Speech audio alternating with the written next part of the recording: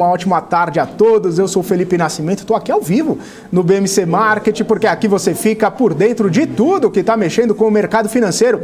As principais notícias repercutidas com o nosso time. Hoje, eu e Daniel Morales vamos ficar aqui até as 3h30 da tarde, praticamente 4 horas da tarde, né? Com o Alan Gani e também com o Alexandre Cabral para repercutir vários assuntos dessa quarta-feira.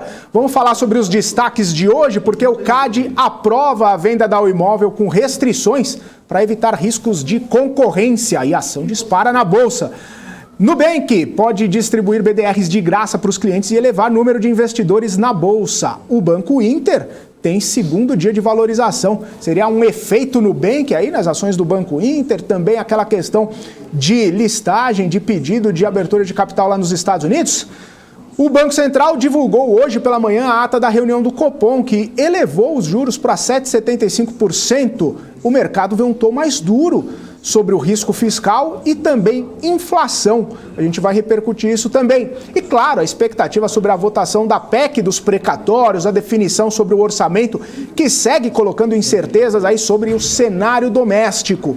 E claro, a aguardada reunião do FED, que pode iniciar a série de retiradas de estímulos à economia. A gente vai fazer a cobertura ao vivo de toda essa questão aí do FED, como a gente trouxe aqui a partir das 3h30, o Jerome Powell provavelmente falando. A gente vai esticar um pouquinho o marketing aí até as 4 horas da tarde, com Giovanna Locatelli, com Alan Gani, com Alexandre Cabral, Daniel Morales, comigo também, todo o time aqui repercutindo essa definição, o que pode acontecer.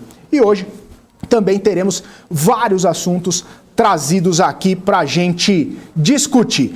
Deixa eu dar um alô aqui a todo mundo que está por aqui. O Rodrigo Lopes, o professor André Carlos, perguntando para o Gani se a PEC sai hoje, a gente vai falar sobre isso. O especulador falando que foi convocado para as 18 horas. Exatamente, a PEC dos precatórios possivelmente sendo votada a partir das 6 da tarde. Só que tem uma questão, tem um componente aí. O presidente da Câmara, Arthur Lira, está contando os votos ali. Precisam 308 votos.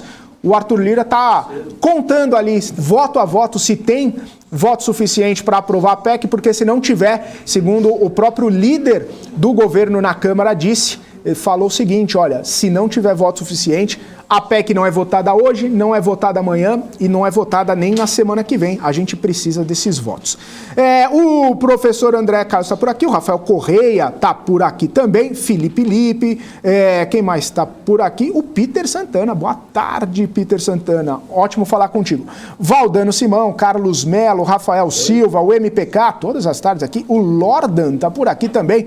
O Adolfo Alves, G. Silva, Digital Primata, também. A Nayara Simone. Enfim, todo mundo que nos acompanha, tenham uma ótima tarde. Muito obrigado por estarem aqui com a gente. Vamos dar uma olhadinha como está a Bolsa de Valores nesse momento, depois de chegar a subir praticamente 1% e também já registrar a queda no começo do pregão. A Bolsa agora opera em alta de 0,15%, aos 105.707 pontos. Eu tenho um destaque para falar para vocês. Vale, caindo 6,53%, sendo negociado agora R$ 67,61. O que acontece com o Vale? A gente vai conversar também com o Gani e com o Cabral. Inclusive Gani e Cabral, que acredito já estarem prontos aqui para esse nosso bate-papo, para essa nossa jornada de quarta-feira pós-feriado. O pessoal está no pós-feriado aí, ainda está meio de preguiça ou não? Voltamos com todo o fôlego, com todo o ânimo, com todo o preparo aí para a gente falar do mercado financeiro nessa quarta-feira. Vamos chamá-los aqui, ó. Temos os 4 na tela para a gente começar essa conversa. O Cabral ainda está no clima de feriado. Mas boa tarde. Tá visitando o cabelo. Boa tarde. Eu achei que você ia passar um laquezinho aí. Eu tô procurando aqui, Daniel não sabe onde tá o laque. A Paula levou. Eu só quero saber de uma coisa antes do boa tarde. Rolou um bolão valendo grana. O que o Gani fez segunda-feira? Ele foi ao salão?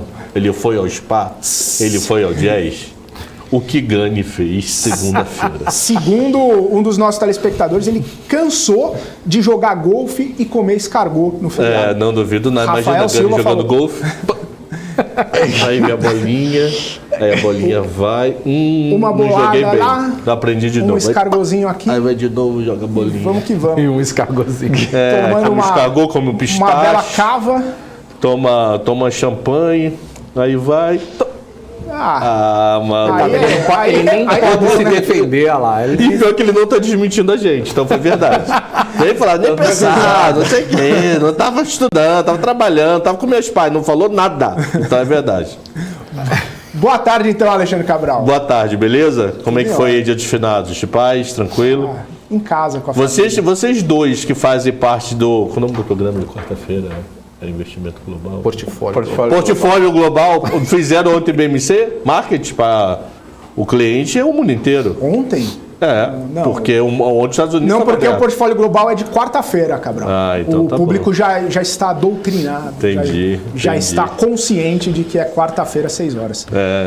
A minha esposa só quer saber se ainda continua empregado depois de sexta. Por enquanto, não falou nada. A cartinha não chegou ainda. Não falou nada. E o pior é o seguinte, 3 estão reunidos lá na salinha. Eu vi 3 de 4. Dos 4 grandão, 3 estão reunidos lá na salinha com a televisão ligada. Eu vi. Então hoje... Então, se tiver com som, nós estamos ferrados os 4. Hoje, inclusive, é o dia... Já que estão os 3 ali, hoje é o dia da gente, né? Completar com uma linha. Mas a curva do Fed, ela ficou levemente inclinada para a direita. Fiquei sabendo que sem ensinar, foi cancelado. Abrir e fechar. Deixa eu dar uma boa tarde aqui pro Gani, Cabral. Boa tarde, Gani. Desculpa aí, boa tarde.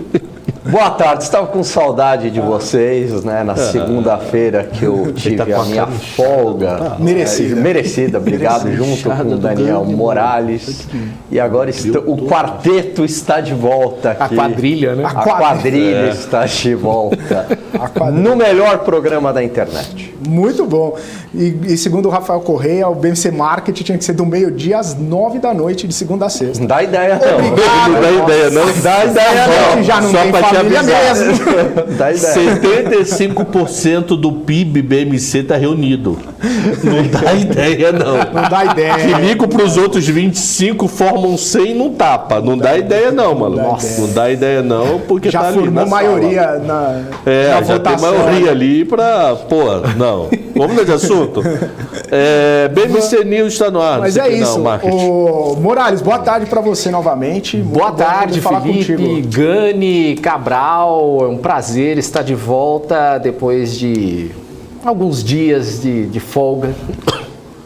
Mereço. É verdade que você ficou 7 anos sem férias, maluco? Eu assisti aquele vídeo várias vezes, eu voltava. Será que o Felipe falou certo ou isso eu voltava? Cara, 7 anos mesmo sem férias é brincadeira isso? Não, é verdade. Tô sem férias. Porque você é demitido de um, vai parar no outro, aí te demitem, vai parar no outro. Por exemplo, daqui a pouco ele já tem direito a férias de novo, mas devido à sexta-feira, Cabral, aí, ele não vai ter férias. Mas aí não deu, né? Aí eu tava numa empresa, fui para outra, aí no meio do caminho o Felipe me achou me achou no centro, piada interna. No centro? Você estava no centro? Cracolândia. A Names e Fi, é isso? Ou na Cracolândia, ali na lá na Cracolândia mesmo. Entendi, eu entendi a piada. Eu já pior é que foi verdade.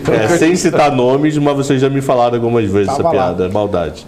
Mas focando aqui, a superintendência... Mas é isso. E, bom, vamos começar então falando sobre essa movimentação que o Cabral tanto gosta de OIBR. Pobre 11 é uma rocha, maluco. A Oi tá decolando. Pobre 11 tá tendo uma reunião de assembleia, foi convocada para amanhã, para mudar o nome de Pobre 11. Que Pobre 11 disparou 5% na segunda-feira e até antes de eu vir para cá ela estava subindo 3 e varada. Vamos ver aí, vai. Então, por quê? Porque tem um miquinho lá, que é uma penny stock, que qualquer um centavo dispara, entendeu?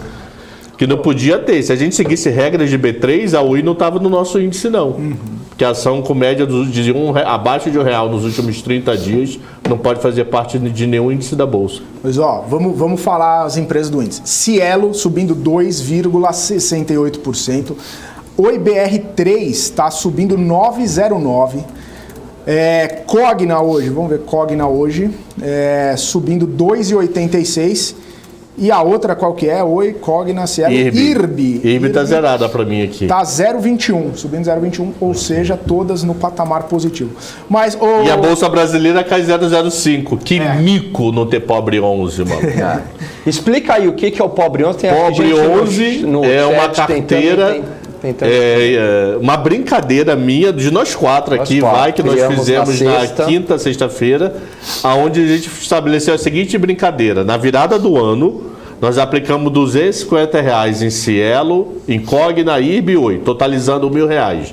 250 em cada. E fizemos uma brincadeira como se tivesse aplicado também R$1.000 do Ibovespa.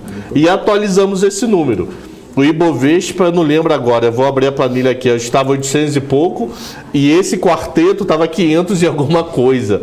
Então, pobre 11, porque quem aplicou, na verdade, tudo começou com comboio do pó, aí comboio do pó virou pó Brasil, e o público pediu pobre 11 e virou pobre 11 o nome da nossa ETF. Antes de qualquer coisa, é uma brincadeira. Sim. Não existe esse ETF na B3, não adianta tentar comprar, vender, é uma brincadeira. Poxa, no entanto, é capaz, eu já não duvido de alguns, vamos montar um ETF aqui, né? Essa história que eu vou contar agora, teve uma época que eu parei com a brincadeira e a outra eu explicava toda vez que eu brincava. Quando a Oi subia mais do que a Apple, eu dizia no meu 710 que a Oi estava subindo forte, porque eu confirmava que ela estava negociando a compra da Apple. É sério, eu passei a dizer que era brincadeira, porque começaram a me chamar no inbox do Instagram, aonde é que tinha lido essa notícia que a Oi estava comprando a Apple, que eles não sabiam. Cadê as fontes, cara? É sério, eu passei a dizer, não, é uma brincadeira. A Oi não tem condições nem de comprar uma dúzia de maçã, maluco. Imagina comprar a Apple inteira. Aí, por Deus, isso, eu tinha que passar a explicar a piada. É uma brincadeira, a Oi não está comprando a Apple, é só uma brincadeira, porque o lucro que a Apple está tendo todo o tri é de 20 bi, a Oi é uma ação muito comentada, também é de telefonia, não sei o quê. Aí teve um local, um shopping que tem a Oi do lado de uma loja da iPhone, eu tirei a foto, o iPhone. Aí que alucinaram, caramba, será que estão vendo sinergia? Falei, calma, povo, e pior que era sério. Quem me perguntava, você vê que a pergunta era séria, eu falei, não, brincadeira. Aí eu parei um tempo também de brincar, que eu falei, pô, o pessoal tá pensando que eu tô falando sério aqui. Então eu parei, porque, o iPhone, a Oi ia comprar a Apple, só devia o que estava atrapalhando era uma mãe de santo.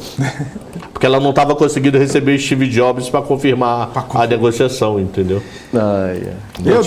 Que falar isso, porque senão o pessoal acreditava, mano. Eu juro que é verdade isso. Rui das Neves, não sei se ele está hoje aqui, que ele sempre participa do meu 710, ele já viu várias vezes eu justificando que é uma brincadeira. Para poder o pessoal não pensar que é sério. O Lucas falando, pobre 11 vai bater o S&P. Pode printar esse comentário aqui. Sensacional. Vamos, já que a gente começou a falar sobre a própria Oi, tem a notícia do dia aí, inclusive, que está puxando, né, esse otimismo dos investidores com a empresa, porque a Superintendência Geral do CAD recomendou a venda do imóvel para o consórcio formado pela Claro, TIM, pela Vivo. Esse negócio, no entanto, deve ser feito aí com restrições para reduzir os riscos concorrenciais. A decisão final cabe ao Tribunal Administrativo do CAD e o acordo de controle de concentração prevê 4 compromissos de obrigação e um compromisso de monitoramento para a conclusão dessa venda. As empresas aguardam a decisão do CAD para concluir esse negócio, que foi fechado em dezembro de 2020 e chegou aí a 16 bilhões e 500 milhões de reais. A gente falou sobre Oi, que está disparando, a Oi que, inclusive, nessa esteira, eu já vi aqui a Vivo Telefônica subindo também, a TIM subindo nesse pregão de segunda-feira. E boa notícia para os acionistas, boa notícia aí para quem tem essa esperança, para quem tem as ações de Oi, né? O CAD aprovando com restrições, mas aprovando praticamente aí essa venda da Oi Imóvel. E para o Cabral, que gosta tanto assim, como que você vê essa questão aí, para o Gani também, o que você pode falar a respeito dessa liberação aí do CAD? Pode começar, Cabral. Primeiro o seguinte, tinha 2 grandes dúvidas do mercado, que uma foi sanada e a outra ainda não. Quais são as grandes dúvidas? Primeiro, como o CAD ia aprovar, como o CAD se ia dividir a Oi em fatiazinhas ou não. Teoricamente, o mercado gostou da decisão do CAD, apesar de restrição, foi menos do que se esperava. E a outra grande dúvida que o mercado tem é que tem uma cláusula que ela não pode piorar o resultado durante alguns trimestres. Ela piorou no trimestre retrasado, melhorou no passado e a dúvida é nesse terceiro tri. Se voltar a piorar, esse valor que a Oi teoricamente deveria ou vai receber diminui. Então, um dos problemas já está praticamente bem adiantado, que é o CAD. Agora depende da própria Oi para complementar a operação, o resultado trimestral dela. Tá? Tem cláusulas lá.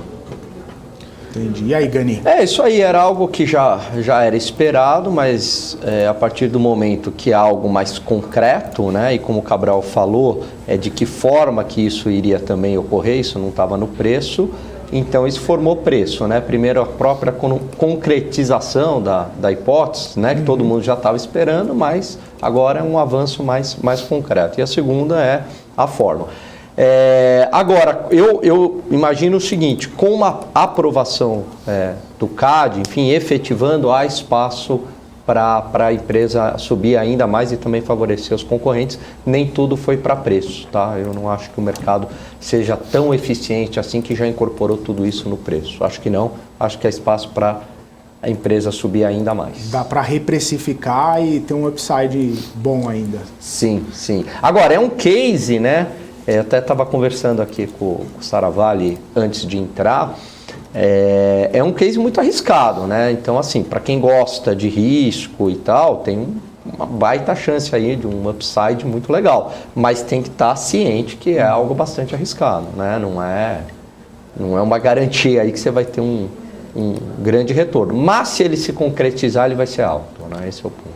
Boa. Até porque eu estava dando uma olhada em outras notícias também que podem acabar mexendo com a conjuntura, com o cenário dessas empresas, né? Tem Vivo, tem TIM, a própria Oi, é o próprio leilão do 5G que acontece essa semana, né? São 15 empresas que se inscreveram lá para participar do leilão, e isso destravando esse leilão, ou saindo, ou as empresas levando esse leilão, isso também pode acabar impactando nas empresas do setor que monitoram essa questão do leilão do 5G também, né? Com certeza. Isso daí é algo para a gente acompanhar aqui, vamos repercutir, com certeza. E agora a Oi, como é que ela vai ficar, hein? Isso que me gerou essa dúvida aí. Como é que ela fica aí agora, após essa venda? Eu acho que é um ativo, né? Só a Oi continua no core, lá no business dela, e aí esse ativo passa para outras empresas, uma reestruturação, né? Tá. Eu acredito que seja feito dessa forma. Não vi nada de mudança, diferente, de incorporação, ou alguma coisa assim. Eu acredito que seja feito dessa forma.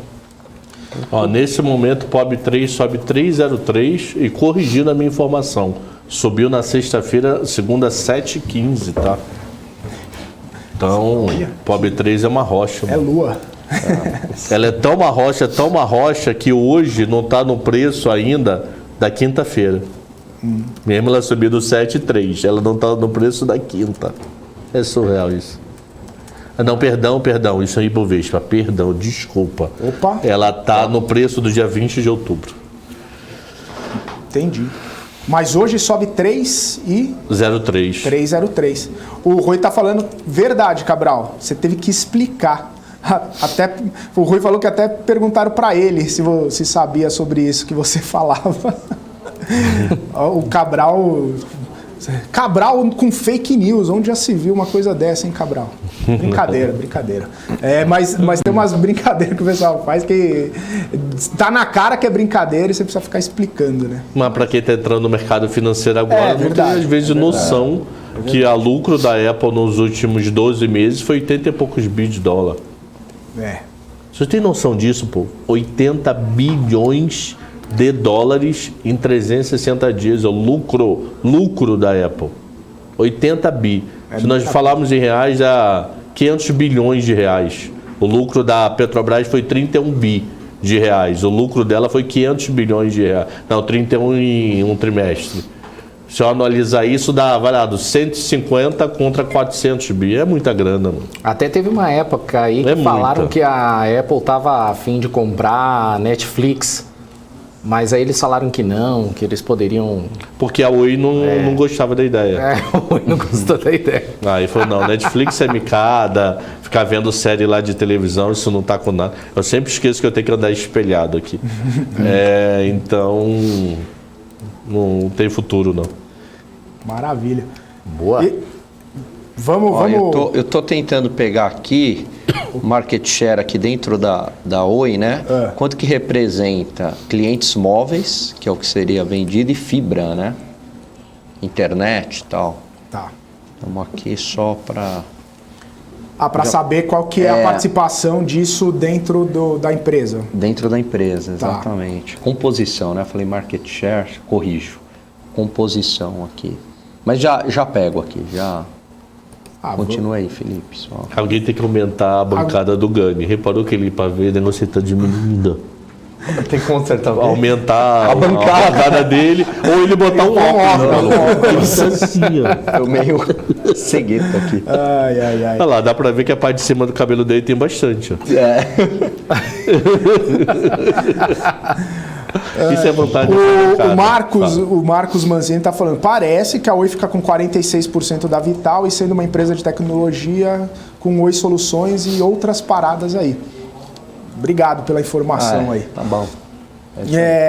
O Moraes, vamos mudar de assunto? Bora. Vamos falar da Nubank, Enquanto o Gani procura aí a informação, a gente já vai discutindo outras coisas. Receitas estimadas para 2021. Oi Play, 45 milhões. Oi Expert, 55 milhões. Oi Segurança, 10 milhões. Aí é um comboio. Place Audio News, conta Zap News, 15 milhões. Mas isso é guidance que aponta receitas virarão de novas... não, isso são novas fontes. É mais fácil a gente... Alex e Saravalha, ajuda a gente. Se vocês estiverem vendo aqui, eu não sei de qual, não vou saber dizer isso de qual nunca. Mas é isso aí. A gente vai... A gente pega aqui... Vai buscando essas informações aí. Vamos lá. Vamos lá, Morales. Vamos seguindo então. Nubank vai investir aí até 225 milhões de reais para distribuir BDRs de graça aos clientes. Eles se tornariam sócios da instituição financeira e isso poderia trazer milhões de novos investidores para a Bolsa Brasileira. Atualmente são cerca de 3 milhões e meio de CPFs cadastrados. O Nubank tem mais de 40 milhões de clientes. Na segunda, o Nubank divulgou o seu primeiro prospecto para a abertura de capital no Brasil e nos Estados Unidos. O valor de mercado da fintech pode chegar a 50 bilhões de dólares. Cabral... Abrir capital de boa, parabéns para ela, vai diversificar em uma pregada, vai se tornar a ação que mais vai ter sócio, ok, tudo. Mas 30 bi de dólar tá doido, né? Ok, para tudo que você disse, do começo até antes de 30 bi de dólar. Mas 50 bi. Pô, vale mais do que 2 vezes o Santander. Tá de brincadeira com a minha cara, mano. Mas o resto eu concordo em tudo. Vai pulverizar, vai trazer clientes novos para a Bolsa, é oportunidade para os clientes conhecerem outras ações além do Nubank. Parabéns para tudo, mas não 50 bi de dólar. Você falou 50, mas tem economista falando em 30 bi. Não é 30 bi de dólar. Não pode, ela não pode valer um Bradesco. Que isso? É até a pergunta do Juliano. Economia, maluco. É até a pergunta do Juliano. Vocês acham mesmo que o Nubank pode valer mais que Itaú, mais que BB, mais que Bradesco? Eu desaprendi a economia por completo se isso acontecer. Nisso? Eu te digo que eu desaprendi tudo. Não duvido, mas eu vou desaprender tudo. Vou ter que voltar a estudar. E o Gani tá ali catando o negócio da Oi que deu louco, ele não enxerga, isso que é droga lá. Eu tô obcecado com esse negócio da Oi. Ele quer a Oi de qualquer maneira. Eu quero. Mas eu concordo com... Quando eu ouvi a notícia hoje, sabe quando você fala, não é possível. Vai valer mais que o Itaú, né? 2 vezes Santander. Porque assim, o valuation, pessoal, qualquer coisa cabe lá no valuation, né? Se fiz o valuation, a empresa vale isso. A grande pergunta é, a partir do momento que começar o processo, o book building, né? A formação do preço, será que 30 bi não está muito esticado? Será que ela vai conseguir, ele, né, o Nubank, vai conseguir toda essa captação? Não sei. Né? E essa questão eu acho exagerado, eu acho muito esticado. Muito, assim, é do tipo assim, porra, eu vou rever minhas aulas, mano, se isso acontecer. Vai ter que... Do tipo assim, será que o futuro vale tanto assim? E assim, e não é um futuro tão diferente, né? Ele não está sendo disruptivo, ele não está transformando toda uma produção em série de um carro elétrico. Apesar de eu achar a Tesla cara, ela está sendo disruptiva, ela está reinventando o carro. Ela está trazendo uma coisa que ela pode popularizar a energia. Agora, o que o Nubank está sendo tão disruptivo assim, maluco? O que o Nubank está inventando tanta roda que a XP já não faz há muito tempo? Que todos os bancos começaram a fazer. XP, sem dúvida, foi o grande divisor de águas quando começou a pensar em cliente. Quando ela fez EasyNet, que o C6 não faz pensando no Nubank. Na boa, ou tem algo que eu não sei, ou eu estou muito doido para 30 bi de dólar. E outra que eu me pergunto, 30, 50, o investidor lá fora conhece assim o case tão de perto para conseguir os 30 bi? É uma empresa tão conhecida, vai ficar tão conhecida na bolsa lá fora? Não sei. Né? Um banco no Brasil abrindo capital lá, vai conseguir, não sei. Eles se baseiam bastante na questão da quantidade de clientes, também no retorno que esses clientes podem, esse retorno que os clientes podem trazer, né? Mas até agora lucro em alguns momentos só, né? Pois é. Mas quando faz o valuation lá, Gani, o lucro importa, a receita importa também. Então, na hora de fazer as contas, talvez isso acabe ficando mais no longo prazo, mais na perpetuidade do que... Não, então... mas vai ter perpetuidade assim na casa do caixa-prego, maluco. Minha filha vai morrer, essa perpetuidade não vai acabar, mano. Eu entendo. Fizeram lá o valuation, a operação está dentro do Brasil, colocaram boa parte na perpetuidade, etc. e tal. Mas vai ter um trabalho de convencimento, né? Que o banco de investimento, já tem quem é o banco de investimento que está liderando lá, que vai...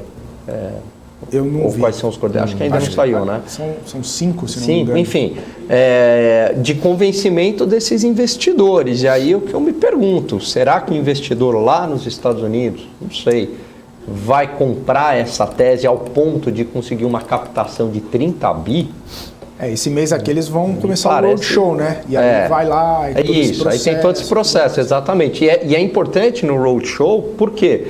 Porque é durante o roadshow que você vai tendo uma sensibilidade do preço.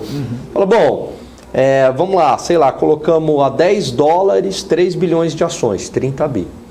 Aí você começa a perceber que fala, mas não vai ter 10, cara, não vamos ter os 3 bilhões se vendermos a 10. O valuation precisa ir para, sei lá, $6 a ação, $5, né? 5 vezes 3 vai ter que sair a 15. Então, é justamente né, para ter essa demanda de 3 bilhões de ações, precisa ter $5. Então, é justamente, um exemplo, justamente nesse processo é que vai formando o preço. Né? E aí que há correções no valuation. Né? Tomara que a gente esteja errado aqui, que Sim, que vale os 900 bi, mas é a coisa que eu não cheguei ainda. Exatamente. Porque o que está fazendo de diferente eles, Gani? Vamos pensar juntos. Pois o que assim, o Nubank faz coisas que ninguém fez ainda, está produzindo em massa, receita boa e é difícil ocupar o mercado. Eu não consigo enxergar isso. Eu também não. Assim, na hora que eu concordo com você, Cabral. Fala assim, mas mais que o Santander, 2 vezes mais que o Santander, mais que o Itaú. A pergunta que eu faço é a seguinte, os grandes bancos... desculpa, rapidinho, Vale, Ambev, Nubank e o resto. Tem que estar no Ibovespa, tá? A questão é a seguinte, os grandes bancos, né, que são os bancos mais tradicionais, eles ganham dinheiro como? Né? Quais são os principais focos de receita e de lucratividade dos grandes bancos? O Nubank, ele tem algum tipo de convergência com esses modelos de gerar monetização e tudo mais? Ou teria que ser uma forma diferente, não só do modelo de negócio, mas para lucratividade, para entrada de receita? Essa é a minha dúvida, né? Porque a gente sabe, o Itaú, o Bradesco, o Santander, como que eles ganham dinheiro, né? Eles têm várias linhas lá das fontes de receita deles. O Nubank, ele tem alguma convergência com essas fontes de receita ou é uma coisa diferente? Não sei, talvez seja uma pergunta interessante para entender também esse valuation, né? Eu não sei, a minha pergunta é essa mesma, né? A gente vai fazer a lição de casa aqui, eu e o Cabral, e vamos tentar. Gani, como que tem calendário? Eu não vi calendário. Quais são as principais fontes de receita dos Então, hoje serviços, né? Banco acho que ganha mais dinheiro hoje com serviços. Não, acho não. Ganha mais dinheiro com serviços do que com propriamente com empréstimos, né? Então, serviços acabou, diria aí, talvez uma proporção 60-40. Né? Então, serviços desde a venda de seguro, por exemplo, né? Parte de investimento, parte de fundos, enfim. Agora, tem uma outra parte ainda relevante que são os empréstimos, né? Boa. Tem uma questão importante também que a gente estava falando sobre a entrada de novos participantes na Bolsa de Valores. Se o Nubank vai distribuir esses BDRs, né, gratuitamente para uma série de clientes, praticamente 20 milhões a mais de pessoas na Bolsa. Hoje a gente tem 3,5 milhões, né? Isso é um movimento bom para a nossa Bolsa, é um movimento de popularização da Bolsa. O Cabral falou assim, trazer mais gente, conhecer sobre o mercado de capitais, conhecer sobre a Bolsa de Valores. Esse é um movimento interessante, na opinião de vocês? Sem dúvida. Isso, para mim, é o principal atrativo que o Nubank vai fazer para o ambiente econômico. É conseguir botar de uma canetada só 3 vezes o público que tem bolsa. Vamos considerar que 3 milhões já estão lá dentro. Não é o caso. Tá. Porque eu tenho ação em bolsa e não tenho conta no Nubank. Então vamos fazer conta contrária. 3 milhões já estão lá dentro. Se ele vai botar 20, ele vai colocar mais 17. Então ele vai colocar mais 5 vezes mais. Sem dúvida, isso é excelente, excelente, excelente. Acho que até a Nayara fez uma pergunta legal. Este aumento de clientes tende a aumentar o valor da B3SA3, né? Da B3. Só se tiver um aumento de negociação, né? De mais negócios, e aí pode ser via BDR, né? Porque vai ser negociado lá fora, né? Não aqui dentro. Mas pode ser que haja mais negociação de BDR de Nubank, né? E tem uma dúvida também levantada por uma série de telespectadores aqui, falando sobre a dificuldade do ano que vem das pessoas fazerem a declaração do imposto de renda, né? Muita gente vai esquecer, não sabe como funciona, ganhou o BDR, tem que declarar e tudo mais. Isso aí pode trazer um efeito contrário e nocivo também para essas pessoas, né? Ter CPF bloqueado, problema com a Receita Federal, isso aí é um efeito colateral que pode acontecer também, né? E aí a nossa amiga contadora da Bolsa que esteve aqui, Alice Porto, também tem que alertar o pessoal. Tem que rever, né? Muito bom o programa que ela participou aqui, né? Muito bom, muito bom. Rever lá. Gostei bastante da Alice, amiga do Alexandre Cabral, muito boa. Ela já tinha vindo aqui na BMC também, bater um papo com a gente. Em época de imposto de renda, é bem importante as questões que ela aborda aí. A Nayara agradeceu aqui, obrigado por responder minha pergunta. Deixa eu ver mais se tem alguém aqui perguntando. O Juliano eu já falei, já fizemos a pergunta. É isso. Então... O pessoal está falando que é uma questão de bolha, né? Quando a empresa cai na boca do povo, isso aí acaba trazendo aí um aumento, né, de expectativa e talvez seja um sinal de bolha. Eu acho que isso tende a ser um movimento agora cada vez mais frequente. Começou com a XP, né? Tinha uma grande dúvida de como seria essa operação da XP lá fora, né? Foi até todo mundo se sentiu, foi legal, né? Assim, toda a repercussão que teve e tal. Depois, agora no Nubank, então eu acho que isso vai se tornar meio comum isso. Não vai ser a primeira e a gente vai discutir isso aqui várias vezes, né? Aproveitando esse gancho aí, né, Gani, o próprio Banco Inter... Inter, isso. que a gente viu o segundo pregão seguido de alta, depois de várias oscilações, depois de subir muito nos últimos meses, depois caiu bastante, mas o Inter hoje mesmo está num patamar de alta, também nessa esteira aí do chamado efeito Nubank, né? Na segunda-feira o Banco Inter subiu, justamente por conta essa conta de valuation, né?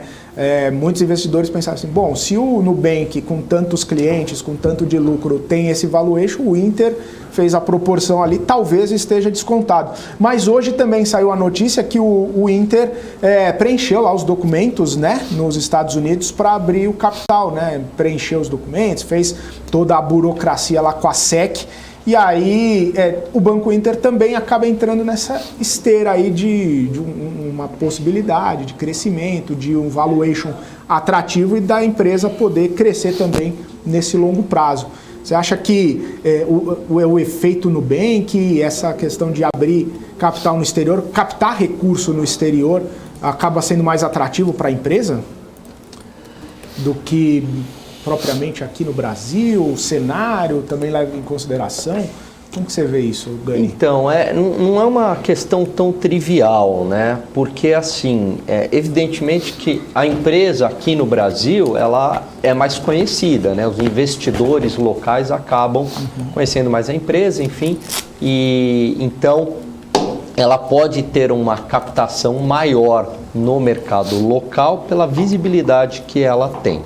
Lá fora, a empresa já não é tão conhecida, né? Vai ter um trabalho aí dos bancos de investimento e das corretoras que participarem do IPO, vai ter um trabalho de convencimento maior junto aos investidores, né?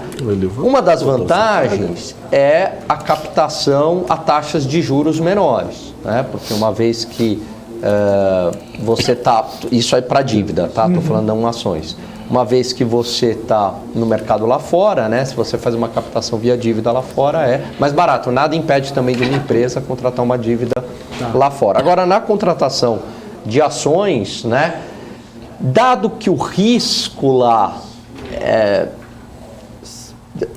enfim, a empresa está aqui, né? Mas está listada lá. Cabral, fica essa pergunta, hein? Essa é boa, hein? O custo de capital próprio da empresa, que é o retorno exigido pelo acionista, seria menor lá fora? Estou pensando aqui. Ou não, porque a operação dela está no Brasil.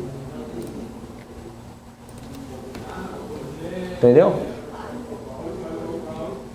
O custo de capital de terceiros... Não terceiro. Terceiro, tá claro. O custo de capital próprio. Ela vai emitir lá fora. Então, se ela vai emitir lá fora, ela vai ser comparável com os Estados Unidos. O custo de capital dela nominalmente é menor. Só que quando você coloca risco Brasil, ela vai ficar muito parecida com o porque ela está aqui, né? A receita dela está aqui. A receita dela está aqui. Então você vai fazer que nem os gringos fazem, né? Você vai calcular, vai fazer o valuation de ADR, mas você vai ter que botar risco Brasil dentro dele.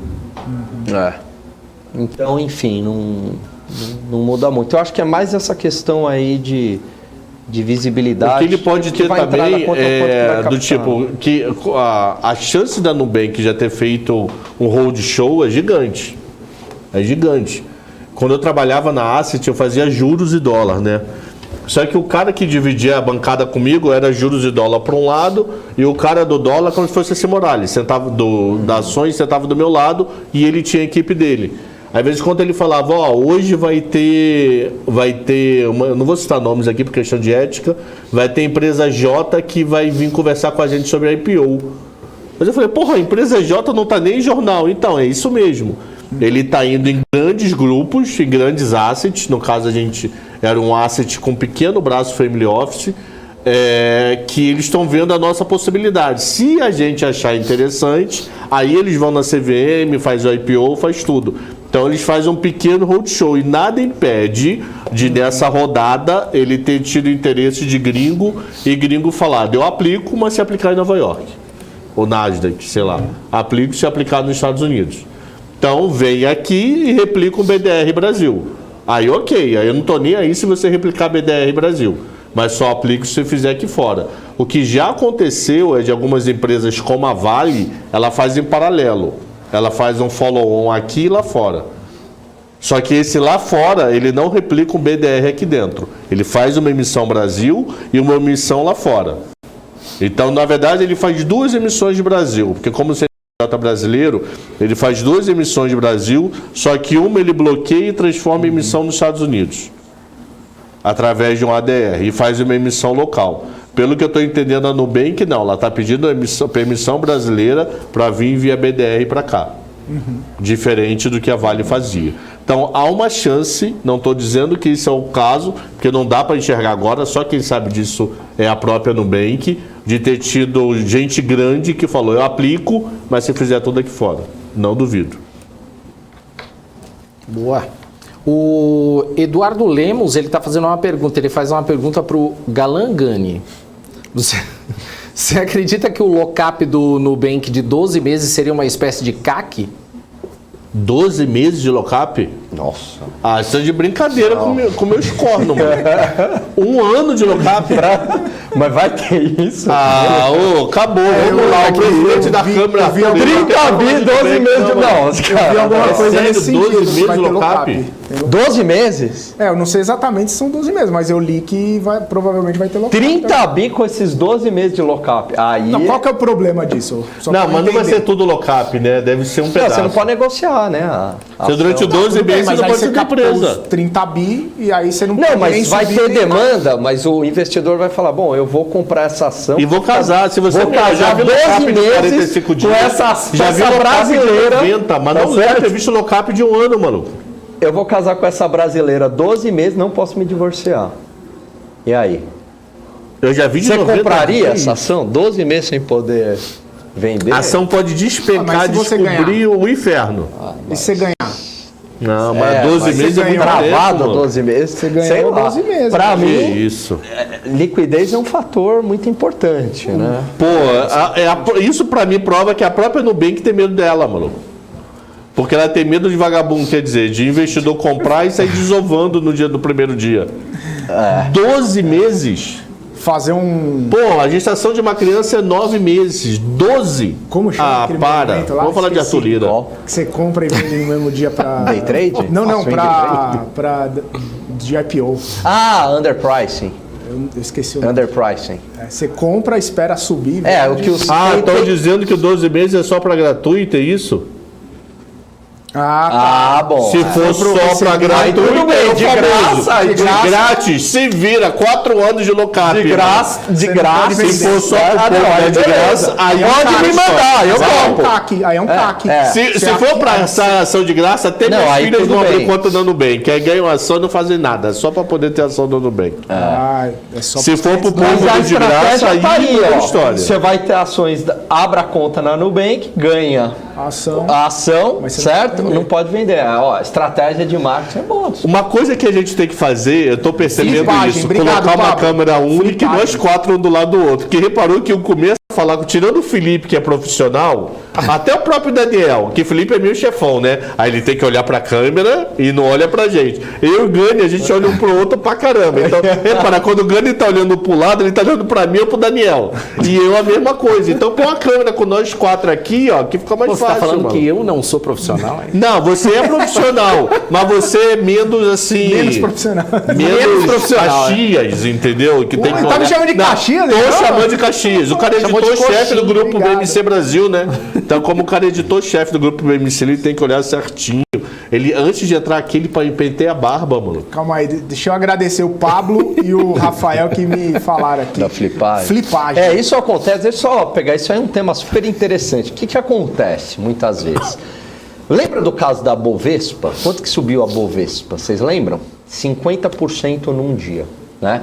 Então tem aí uma tese que rola, até no meio acadêmico, vários estudos mostrando isso, onde os bancos de investimento, o que eles fazem? Eles dão uma força, não estou falando que isso aconteceu no Bovespa, né? Estou falando que teve aquela valorização, mas uma das hipóteses é que os bancos de investimento, eles dão uma forçada no preço para baixo, né? E qual que é a ideia? Quer dizer, o valuation sai menor, O banco de investimento ele tem 2 clientes. Quais são os clientes dele? São, primeiro, nós, investidores, e a empresa, certo? Quem é o cliente mais importante para o banco de investimento? São os investidores, né? A empresa é cliente uma vez.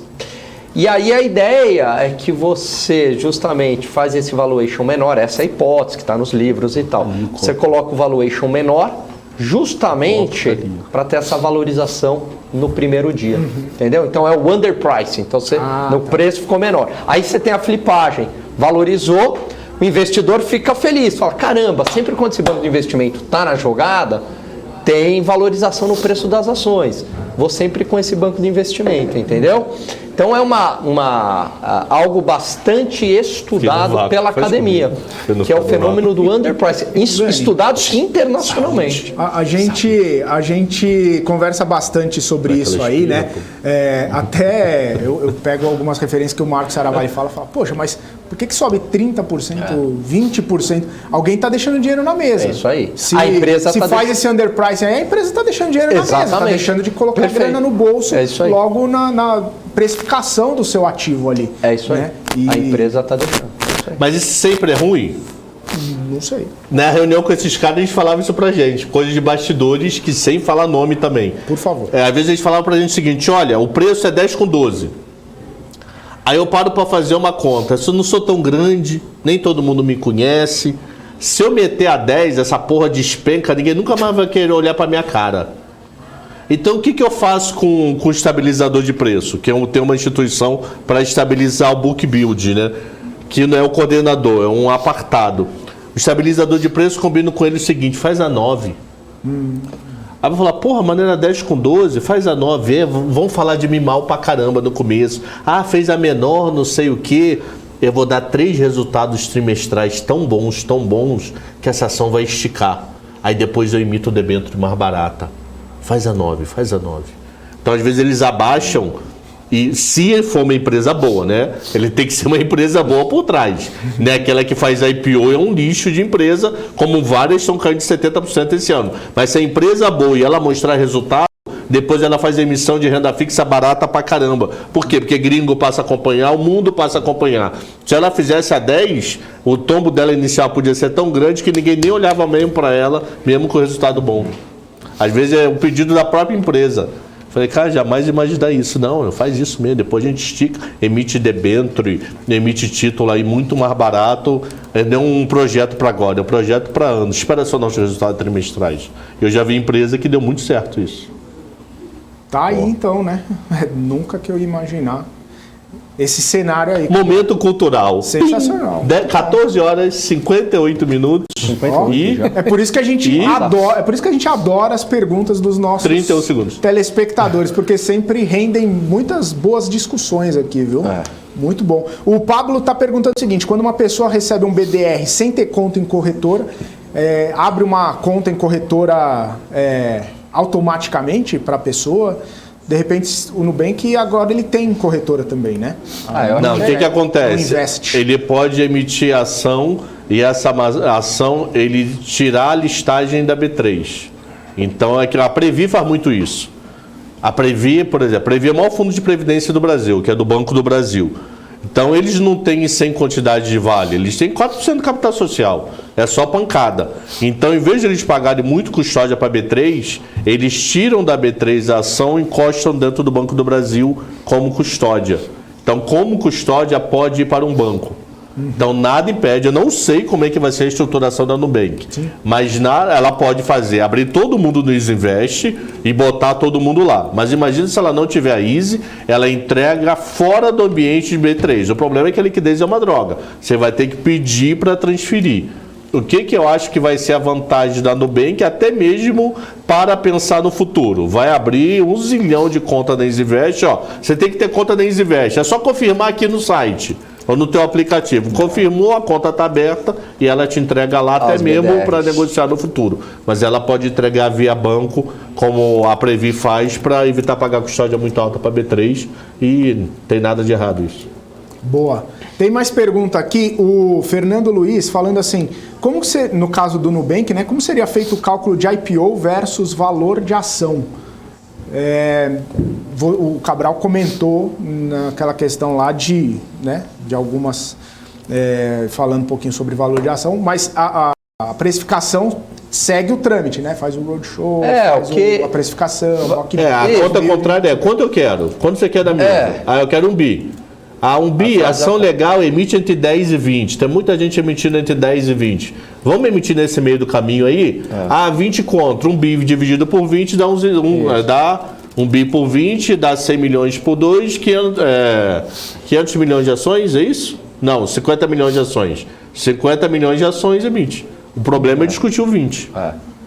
Porque o preço, assim, o valor final é um valuation, né? Sim. Estava ali o valuation tal, da empresa, depois é mercado, né? O quanto o mercado está pagando. Mas o preço, como o Cabral falou, é uma questão comercial, né?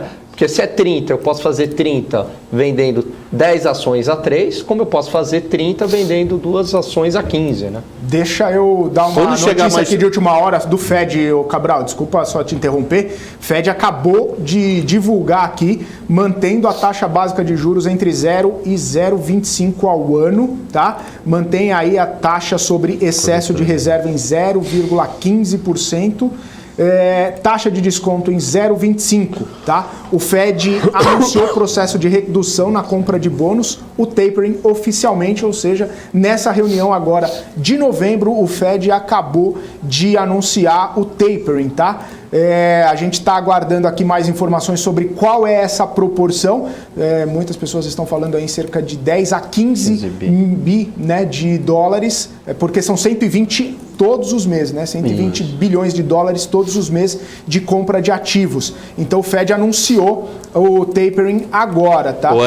À luz do processo substancial que a economia faz, o comitê desde dezembro passado decidiu começar a reduzir o ritmo mensal de 10 do governo e 5 lastreados em hipotecas. A partir do final desse mês, o comitê aumentará suas posses de títulos de tesouro de pelo menos 70 bi por mês e de títulos garantidos por hipoteca de agência de pelo menos 35 bi.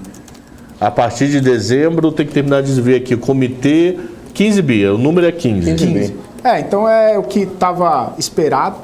O tapering começa, foi definido agora nessa reunião de novembro e começa a partir de dezembro. É o que você falou, Cabral. 5 bi em títulos atrelados à hipoteca e 10 em porque, treasury. Vamos entender aqui, ele todo mês recompra 120. Isso. Sendo 80 do governo e 40 da iniciativa privada. Em dezembro, ele vai diminuir de 80 para 70, depois de 70 para 60 e, pelo jeito, essa escadinha para baixo. E do outro lado, ele vai 40, 35, 30, 25 e essa escadinha para baixo, pelo que eu estou lendo rápido aqui. É isso aí. Ok? Deixa eu só confirmar.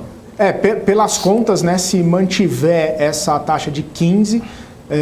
todas as reuniões, né, ou todos os meses, no meio do ano que vem já vai ter, praticamente, a partir do meio do ano que vem já vai ter zerado essas compras. Isso se mantiver, né, essa proporção aí, né, mas... E aí a grande questão que fica, eu estava até dando uma olhada no comportamento da Bolsa, né, a Bolsa reduziu as perdas, né? Ela estava caindo um pouquinho mais, mas agora está caindo 0,33%. Existe alguma relação, existe alguma expectativa por conta disso? Acho que tem duas interpretações aí possíveis. A primeira acabou a novela, que bom, né? Começou, né? Acabou, né, a novela de quando será, agora começou de vez o tapering, né? Sim. Então isso acho que alivia a incerteza, alivia risco. Se alivia risco, isso favorece a alta de preços. Uma outra interpretação chegou a realidade, Banco Central dos Estados Unidos parou, né, começa a reduzir esta ajuda na Bolsa, certo? Enfim, em termos práticos, né, é menos estímulo monetário. Se é menos estímulo monetário, o dinheiro está ficando mais caro. Por conta disso, Bom, a realidade chegou. Pode ser que eu fique mais pessimista, né? Por mais que isso seja era super esperado, mas agora a realidade chegou. Então não sei o que vai acabar pesando mais aí. Se vai ser uma leitura de, bom, acabou a novela, que bom, né? Tiramos esse risco da frente, essa incerteza, ou, bom, a realidade chegou e agora não contamos mais com essa ajuda tão forte do Fed, né? Ó, detalhe, ele falou o seguinte, que ele reduz a partir de agora 15, reduz mês que vem 15 e as demais decisões vai depender da reação e perspectiva econômica. Certo. Então ele não confirmou que vai ser, depois olhando melhor, 70, depois vira 60, ele não confirmou os 50, nem o 40, que vai se reduzir sempre 10. Então temos que ver a próxima reunião do Fed, o que ele diz. Por enquanto, confirmado, redução de 15 agora e redução de 15 mês que vem. Os demais vai depender de condições econômicas. Diz que vai levar em conta... vai que piora, vai que dá uma piorada, ele tira o pé da recompra. Diz que vai levar em consideração saúde pública, mercado de trabalho, inflação e as expectativas sobre inflação também. E nessa questão da inflação, diz que os fatores devem ser transitórios. Mas estamos esperando a Só uma questão aí que o Júlio perguntou, falou, mas os cheques continuam, os cheques acabaram, né? Os auxílios por lá acabaram. Essa questão do Banco Central é o seguinte, o Banco Central fala, olha, estou comprando tudo, estou comprando ativos privados. Aí o que você faz? Você vende para o Banco Central, tem um grande player que compra de você, você comprou, o que você pode fazer com isso? Pegou o dinheiro, o que você faz? Compra ações. Peguei o dinheiro, compra ações. Então isso vai inflando, né, o preço das ações. Por isso que se fala tanto em bolha no mercado americano, né, que o Fed estaria alimentando uma bolha no mercado americano. Veja, ninguém aqui está falando que isso vai se concretizar e tal, mas é uma hipótese razoável. Né? Pode acontecer. Pode acontecer. Tá no... Então, por conta dessa na mira, política no radar, ultra expansionista. Então, a reunião do mês que vem também é importante para ver, já pensar em 22, né? Isso. É isso aí. Deixa eu ver se a gente tem mais alguma informação aqui. Só lembrando que daqui a pouquinho o presidente lá do Banco Central Americano, do Fed, o Jerome Powell, ele vai falar, ele vai dar uma entrevista falando sobre essa decisão do FONC lá. Então a gente fica monitorando aqui, assim que a gente tiver mais informações, a gente traz para vocês, para todo mundo que está nos acompanhando aqui no BMC Market. E isso é interessante, Ogani, que você falou, né? Porque já tem pergunta aqui, bom, qual seria então o reflexo para o cenário macro, para o cenário micro? Então, vamos deixar um gostinho aí, a gente também vai falar disso no Portfólio Global hoje, né? Boa. Vamos falar sobre as consequências, os reflexos, impactos da decisão do Fed nesse cenário macro e cenário micro.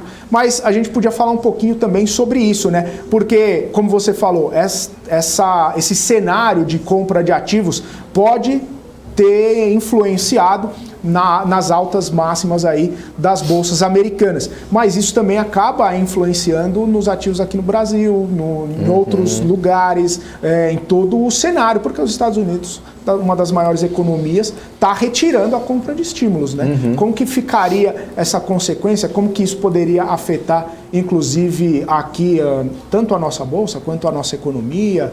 Como que isso poderia trazer algum reflexo aqui para a gente? Então, vamos imaginar se não tivesse essa compra de ativos, essa política monetária bem expansionista dos Estados Unidos, do Fed. Possivelmente a curva de juros lá, os juros lá de uma maneira geral estariam maiores, certo? Os juros maiores lá eleva ainda mais os juros aqui, né? Então, isso tem um efeito sobre bolsa, penaliza ainda mais a bolsa. Esse é um efeito viajoso. Você tem um segundo efeito, que é um efeito de... da desaceleração da economia americana. Por quê? Porque o dinheiro já não está tão barato, né? Quer dizer, ainda é muito barato, mas eu estou tirando esses estímulos. Então, talvez a economia americana tenha um pouco mais de dificuldade de crescer. Com isso, significa que uma das locomotivas do mundo, junto com a China, crescendo menos, acaba, evidentemente, que prejudicando o Brasil, né? O menor crescimento dos Estados Unidos e da China acaba afetando a nossa economia. Então, as expectativas em relação à bolsa, as empresas também se tornam menores, né? Aumento de juros dos Estados Unidos, o dinheiro migra para lá, né? Também. Então, tem todos esses efeitos aí, assim. Então, de uma maneira geral, né? Uma expectativa pior em relação à economia americana ou menos estímulos à economia americana pode nos prejudicar via canal de juros ou via canal da própria desaceleração da economia, né? Eu acho que os estímulos em si já está entrando no preço. Agora vai começar a discussão quando o Fed sobe juros. Isso é a discussão agora para as próximas reuniões. Nós vamos passar a falar de quando o Fed sobe. E Banco Central Brasileiro ainda não ter achado um ponto de equilíbrio e está mexendo em juros junto com o Banco Central, vai dar droga. A gente já tem que estar no ponto... Vai dar rode, bem rode. Vai dar rode. Porque se a gente ainda estiver tentando equilibrar juros, não estou falando de fiscal não, estou falando do Banco Central mesmo, meta Selic, ainda tentando achar um ponto bom de juros e o Banco Central começar a puxar lá fora, a dor de cabeça do Roberto Campos vai ser muito maior. Então vamos torcer para a gente já estar no ponto bom de equilíbrio de juros antes deles começarem a subir lá fora, tá? Que isso vai ser o próximo assunto agora. Sobe ainda no segundo semestre do ano que vem? Segundo tri do ano que vem ou só em 23? Espere, o próximo assunto nosso é isso. Ô Cabral, o que seria um nível de juros bom aí? Sei lá, mano. Você falou que a gente tem que ter um nível de juros bom. Não, porque depende, né? O que vai ser nossa inflação? Já tem gente falando de 11,25 de meta Selic. 11,25 meta Selic, cara, eu não consegui imaginar nem 10, imagina 11,25. Dizem que no terminal é mais... já tem muita gente defendendo que o Banco Central tem que dar 2 em dezembro. Só que eu tenho medo disso causar uma recessão do cacete ano que vem. Aquela história que eu falei, virada do ano, empresário pensando em 22. Juros a 10, dólar no aval do inferno. Espero que até lá todo orçamento já esteja tudo resolvido bonitinho. Que a gente não precise que nem esse ano, que a gente estava em março discutindo orçamento do ano. Que a gente consiga discutir orçamento do ano seguinte no ano anterior, não no próprio ano rodando, entendeu? Então, literalmente, eu tenho bastante receio aí de Banco Central ainda estar preocupado com juros, inflação e Fed começar a subir lá fora. De verdade. No ano eleitoral, tem tudo para muita emoção ano que vem. Espero pagar muito feio com a língua, muito. O pessoal, seu imbecil, não entende porra nenhuma. Ano que vem seja bom, economia crescendo, economia estável. Eleição pode ser polarizada, mas uma eleição polarizada tranquila, que todo mundo consiga debater, sem minha mãe é mais bonita do que a tua, mas eu não consigo acreditar nisso, mano. De verdade. E Nubank querendo captar 30 bi, tá de brincadeira. 50 bi. Não, 50 bi é valor de mercado, né? Eles não vão colocar tudo. Mas mesmo assim, 50 bi, mano. BMC vale o quê? $1 trilhão, então. Se não bem que vale 50 bi, a BMC vale um trilhão. BMC, vamos pra Bolsa de Nova York? O que vocês acham? BMCN3. BMC de marketing. Bora. Vamos lançar BDR aqui. Com certeza, hein? Aí BMC 34. Todo mundo fica feliz. Não posso olhar para a esquerda. O especulador está falando o seguinte: foi impressão minha ou foi meio dovish esse... Tá do Copom? Do Fed. Do Fed? Do Fed. Não sei, eu não li ainda para ter impressões. É tão pequena, o textinho é pequeno. A inflação está pior do que o esperada. Dá para ver rápido. A inflação está pior do que o esperado. Preocupado com o serviço e retomada da economia. Continua persistente. E eu acho que a economia já tem condições de preparar o nosso desmame. Resumidamente é isso. O Fed vem falando a mesma coisa. É um talento. Falam a mesma coisa de maneiras um pouquinho diferentes, acho que é 1 ano e meio já, né? Eles vão, mudando a abordagem elevada, transitória, 1 ano e meio. Né? Vai transitar assim, na casa do preocupações com o mercado de trabalho, mostra alguma recuperação, mas ainda há dúvidas do lado da oferta. No Fed descreveu o seguinte: a trajetória da economia segue dependente do curso da pandemia. E esse é um negócio importante para a gente pontuar aqui, porque em alguns países, em alguns cenários, não parece que está totalmente controlado ou totalmente superado, né? Então, alguns países estão dando um passinho para trás ali para ver se consegue dar 2 para frente. E isso acaba preocupando, claro, lá nos Estados Unidos, a maior economia do mundo, né? A própria China, né? Está tendo aí alguns casos isolados, estão falando em endurecimento de medidas de restrição. Até li algumas notícias hoje de estocar alimentos, né? Estimulando aí a população e tudo mais. Eu acho que estava falando com um amigo meu que é médico ontem, ele falou o seguinte, que acho que um grande teste para o Brasil vai ser o carnaval, né? Em relação à Covid e tal, né? Aí a gente vai ver como que vai desenrolar a pandemia por aqui. Tem que tomar cuidado com isso, né? Principalmente que você viu que divulgou hoje que teve uma morte, né, na cidade de São Paulo por Covid. Ontem. É o 3º dia seguido, mas pode ter dado represado aí, né? Mas mesmo assim é uma queda absurda. Né? E você tá doido pra ir pro carnaval. Você ganha, então doido pra ir pro mundo, né? Pior que eu não gosto de carnaval. Você ganha e pô, pegação geral. Não gosto de carnaval. Doido, não né? Não gosto de carnaval. Você não gosta de carnaval? Você prefere jazz também? Não, eu sou da turma de filmes, séries. Lá de boa. O Cabral, já pulei muito carnaval. Mas o último eu desfilei. Nossa, eu vou trazer essa foto. Você falou triste agora, viu? Do tipo assim, meio saudosista. Eu pulei muito carnaval, aquele povo suado do meu lado, grudando. Agora, mas em 2017... Eu tinha ar-condicionado, meu laque, meu gel caiu. Eu vou até colocar uma foto aí e trazer essa foto. Você já desfilou? Desfilei no Rio de Janeiro. Eu não recomendo ninguém cidade, desfilar. Na Portela em 2017. Eu já desfilei na Mocidade. Adoro com pneumonia, não tinha feito nada no carnaval. E eu não recomendo ninguém desfilar. Muito legal desfilar. É muito chato desfilar. Pô, muito bacana, puta energia legal lá. Pô, sabe quanto tempo dura um desfile? 15 minutos. Não, uma hora, mas a entrada da gente lá é 15, 20 minutos. É, porque lembra aquela questão de física? Quanto tempo demora o trem para atravessar uma ponte? Isso. Que é antes, durante e depois. Então, se dura 90, divide por 3. É isso, mas é isso mesmo. Pô, quando você vê, acabou. E quando você vê lá, tá dançando, animadaço, carnaval, Aí, de repente, você é empurrado. Olha o buraco, tá em frente ao juiz. Você não podia deixar buraco na aula porque você estava em frente ao local que julgava. Porque no Rio de Janeiro é bid dólar que rola naquele negócio, né? Ali não é 5 amigos que fazem, não. Olha o buraco, porra! Mas... Aí você é empurrado assim, pra poder tampar o buraco que tinha na aula, porque senão tirar 0,10 em ponto é mudar 5, 6 posições no Carnaval do Rio. É isso aí. Mas então, antes dos 30 isso, eu ia bastante pra Bahia, né? Pra Salvador. Agora me aposentei. Agora eu tô no time. Gane Salvador, acabou o programa. Agora eu ia! Mais 12 anos! Mais 12 Gane Salvador, acabou o programa. O Gane eu ia! Os filhos de Gandhi com... Quem viu você em Salvador? Rei Charles. O Asa de Águia lá. Rei Charles. O Asa de Águia. Gandhi cantando. O Asa Rei. Asa de Águia.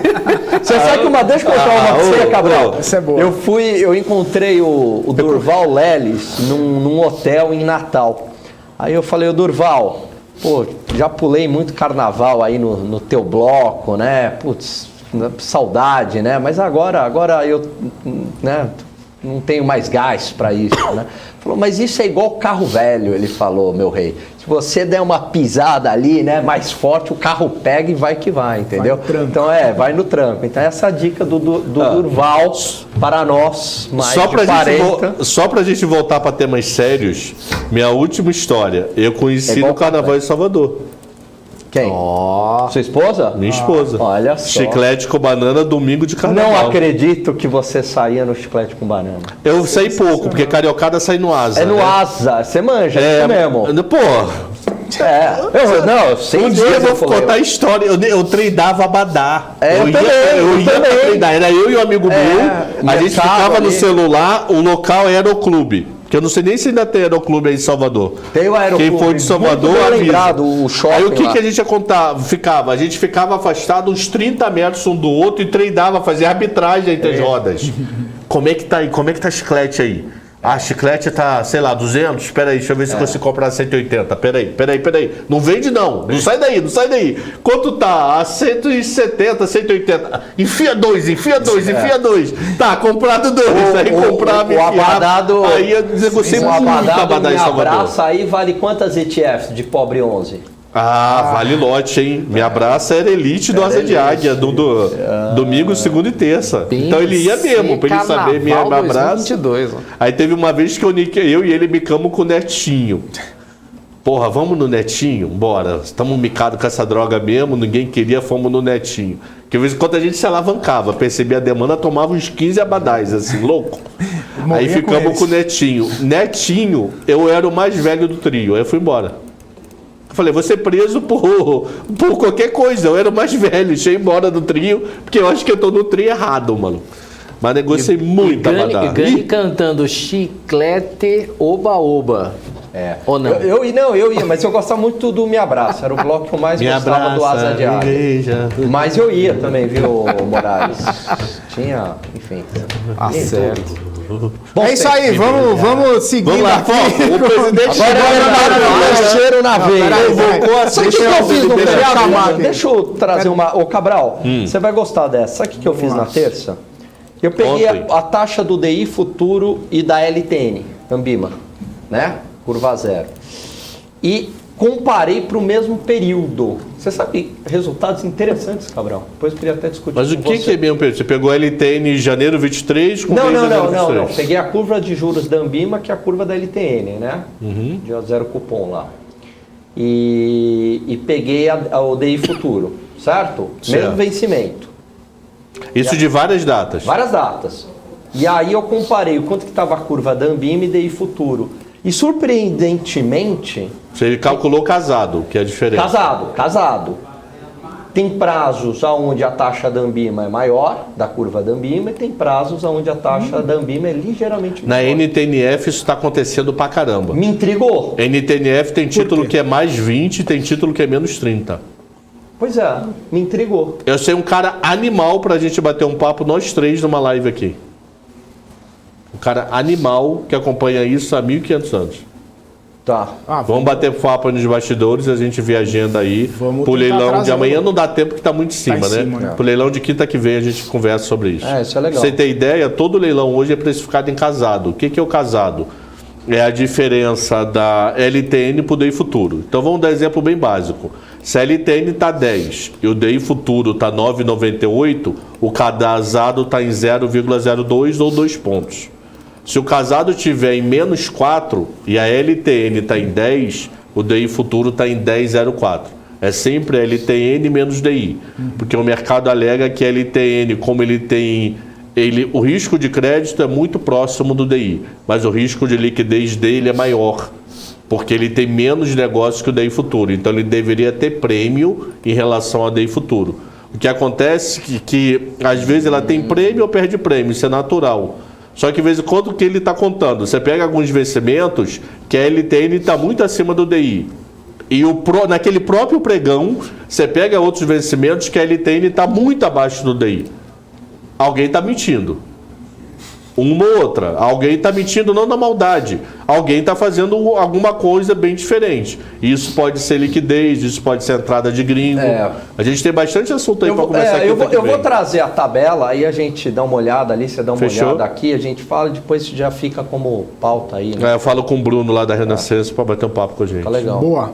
Aí até mostra a tabela para ele. Eu tenho algumas perguntas aqui para vocês, justamente porque eu estava dando uma olhada nos índices americanos, ainda operando em alta. Só o Dow Jones praticamente no 0 a 0, caindo 0,08. E eu vi o dólar está caindo 1,23. Chegou a bater máxima diária de quase 5,70 e agora está no 5,60, quase 5,61. Tem alguma movimentação que pode ser reflexo dessa definição do Banco Central americano? Pode ser sobre a questão do leilão de swap que aconteceu hoje. O que pode ser refletir, né, nesse dólar aí hoje? O que vocês acham que pode estar acontecendo? Um otimismo, alguma coisa nesse sentido? Eu apostaria mais no leilão de swap do que dessa decisão do Fed, né? Até porque essa decisão é retirada de estímulos, né?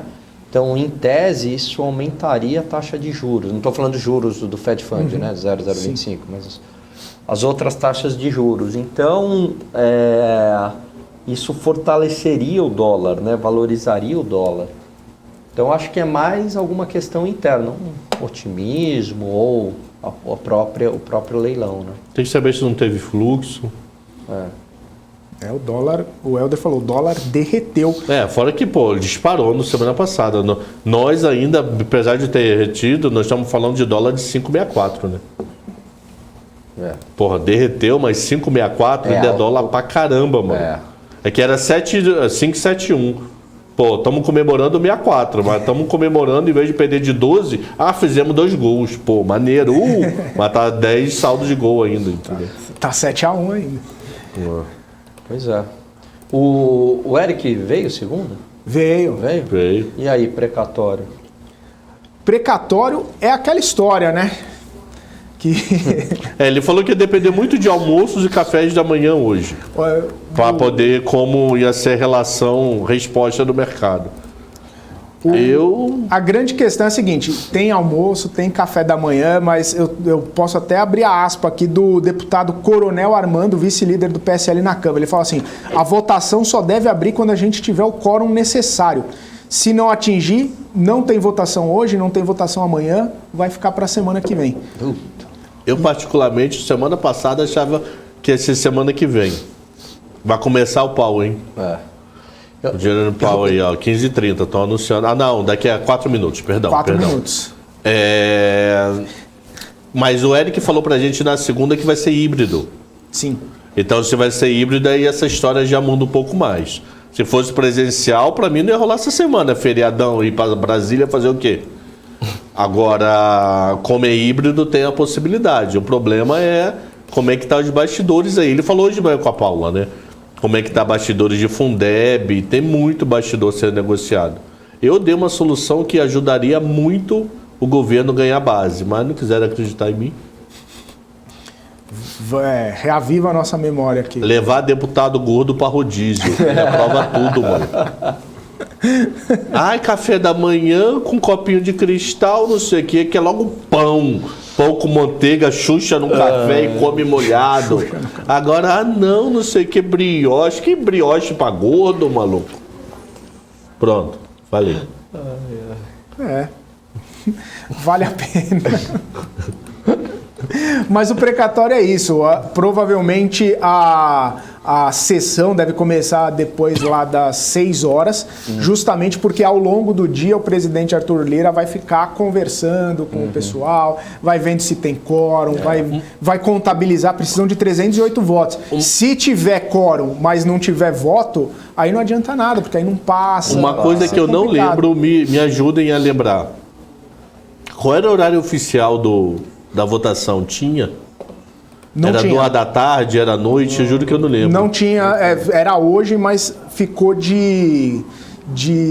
do presidente da Câmara. Tá falando aí, Ricardo Barros tá falando aí, O Ricardo Barros falou, né?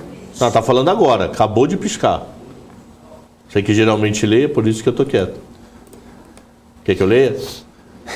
Pode ler. Não, porque geralmente é ele que lê, por isso que eu tô quieto. Não, pode ler. Vai que ele não leu a notícia? Não, eu perguntei desse precatório, sabe por quê? Líder do governo da Câmara, no segundinho só, o Gani, rapidinho, por favor. Líder do governo na Câmara, Ricardo Barros, diz que alguns deputados chegarão por volta de 7 horas da noite, mas teremos mais quórum. Foi feito o trabalho de mobilização para garantir quórum, fizemos boa reunião com a base. Temos boa contagem de deputados presentes. Relator está trabalhando com possibilidades de acordo. Alguns estão pedindo parcelamento do Fundef. Nessa direção, achamos que teremos bom número de votos. Agora, acordo do Fundef traria número de votos suficiente. O Fundef é uma pauta importante por causa da educação, né? Mas eu estava vendo o Felipe Salto falar hoje de manhã E ele falou que o Fundef já tem uma característica que ele deveria ficar fora do teto, pela natureza do Fundef, porque já está na proposta, já está no texto da lei, o Fundef é fora do teto. Não teria essa necessidade de fazer essa composição, mas estão colocando tudo ali no mesmo balaio. Sabe qual é o problema? É o seguinte, né? Os precatórios. O Mansueto, lá atrás, quando passou o teto dos gastos, ele mesmo disse o seguinte: bom, precatório dentro do teto dos gastos, acho que a gente exagerou, tal, algo nesse sentido, né? Não é uma despesa corrente, é uma despesa extraordinária, não. Então, a discussão, ela é válida, né? De você falar, bom, precatório não deveria estar dentro do teto dos gastos. Qual que é o problema? O problema é a intenção. Então, se a gente estivesse discutindo precatório fora do teto dos gastos, em outro contexto, não para aprovação do orçamento, o pessoal técnico falou, não, isso aqui não faz sentido. Lá o Bruno Funchal, que até pouco tempo era secretário, a equipe técnica, não, isso não faz sentido. Tudo bem, seria bem recebido pelo mercado. O problema é a intenção por trás. Tira do teto dos gastos, né? E aí eu estou falando também, vale para a Fundeb, para tudo isso. Por quê? Porque abre espaço no orçamento para gastar mais. Esse é o ponto, né? É a intenção por trás, né? E o mercado percebe. Né? O mercado não é bom. Fica de olho. Até o ex-presidente Michel Temer falou, né, que se acontecer esse furo do teto, se passar essa proposta aí, vão dar razão para o Charles de Gaulle, né? Falou que não dá para levar o Brasil a sério por causa de mudança de regra no meio do jogo, né? Não dá. Então, é isso que você estava falando, a comunicação, o momento, o cenário, a conjuntura, tudo isso tem que ser levado em consideração antes de tomar uma decisão, a proposta. E outra coisa, quando começa, o pessoal acha assim, o mercado está reagindo mal. Não, quando fura o teto dos gastos, sabe quem é que acaba favorecendo? Os juros sobem, é o rentista, né? É aquele que sempre ganhou dinheiro via juros no Brasil, não precisa correr risco. Então, na verdade, você está prejudicando, né? Você está favorecendo ainda mais uma elite, prejudicando milhares de investidores aí, nós aqui correndo risco e tal. E mais pobres também, enfim. Maravilha. Só para a gente deixar pontuado aqui, o presidente do Banco Central lá dos Estados Unidos já começou a falar, o Jerome Powell, tá? Iniciou já a sua entrevista coletiva. A gente está separando aqui, inclusive, as imagens para poder trazer aqui para vocês e também, claro, ficar acompanhando, ouvindo o que o presidente está falando. Olha só, gostei do quadro aí. Só tiraram o Moraes, mas ficou bom. Deixa o Powell falando aí. O Powell começou a entrevista coletiva, né, falando sobre a definição lá do Fed, que foi tomada agora, né, nesta quarta-feira. Ele falou que mesmo com a redução no ritmo das compras dos bônus, o apoio à recuperação econômica dos Estados Unidos vai continuar. Diz que a onda de Covid freou a recuperação em alguns setores da economia americana no terceiro trimestre, que isso acabou impactando, né, as tomadas de decisões. Diz que a economia deve retomar o fôlego agora, nesse quarto trimestre, com crescimento forte em todo o ano, né? Isso acaba equilibrando aí, né, trazendo uma recuperação anual justamente com a força do quarto trimestre, tá? Diz que a participação no mercado de trabalho continua a ser contida, né? Acredito que seja por conta diferente do Banco Central do Reino Unido e o Banco Central não foi da Alemanha, eu acho, que está bem pessimista com o quarto tri, tá? Eles não estão otimistas com o quarto tri, não. Ele está otimista. A economia deve retomar fôlego nesse trimestre, com crescimento forte em todo o ano. Nesse trimestre aí, nesse trimestre, é terceiro ou quarto? Deve ser quarto, né? Deve ser quarto, porque terceiro eles estão bem preocupados com o inverno fechou, lá fora. Né? Eles falaram de semana passada, não sei se mudaram de ideia. Nesse trimestre é no quarto, né, Cabral? A gente já está no segundo mês do quarto trimestre. Novembro aqui, né? Vamos ver o que mais o Paulo falou, que tem algumas questões, como cuidado com crianças, temores com o vírus da Covid-19. É interessante isso que ele falou, né? Cuidado com as crianças, porque agora há pouco mesmo saiu uma informação que a Casa Branca defende a imunização de crianças contra a Covid-19, justamente depois aí do aval de órgãos federais. A gente lembra que o FDA liberou, né, a vacina para crianças entre 5 e 11 anos, de algumas vacinas, né? Então, a Casa Branca fala que defende a imunização e o Powell falou aqui que existem essas questões que precisam ser levadas em consideração, cuidado com as crianças. Powell disse ainda, a atual taxa de desemprego exagera a recuperação do mercado de trabalho, né? Então, e tem o que mais aqui, que os problemas da oferta têm sido maiores e mais prolongados do que o previsto. É aquela questão que a gente sempre discute aqui, né? Os choques de oferta acabam trazendo consequências, né, Gani? Até falei, né, meio que explicitamente isso, né, hoje. Falei, olha, vai falar, né, dos problemas dos choques de oferta, lembrando que a oferta no mercado de trabalho é dado pelas pessoas, né?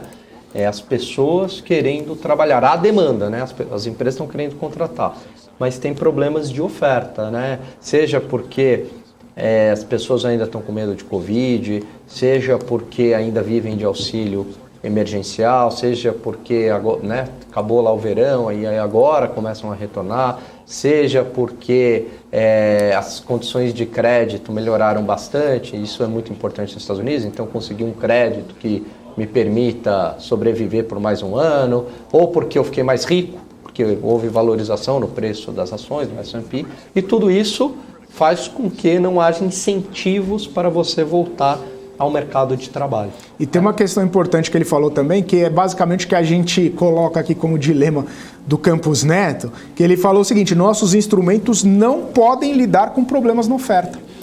Então, é aquilo que você e o Cabral sempre falam, né? Olha, existe uma questão a ser resolvida, só que os instrumentos do Banco Central não necessariamente eles conseguem atingir em cheio esses problemas, né? Então, existe uma inflação, existe um cenário que o Banco Central não consegue conter, mesmo com elevação de juros, mesmo com os instrumentos disponíveis. E isso que o Powell acabou de falar. Ele falou que mais adiante a inflação deve retornar para perto da meta de 2%, embora a inflação ainda esteja um pouco mais acelerada lá nos Estados Unidos. Ele disse também que existe muita incerteza sobre a previsão de quando esses problemas na oferta vão ser resolvidos. Agora, quanto à curva de juros americana, né, ela já subiu bastante. Vamos ver como que ela vai aí no atual momento. Mas vamos lembrar que em setembro a gente falava de um juros de 10 anos a 1,30.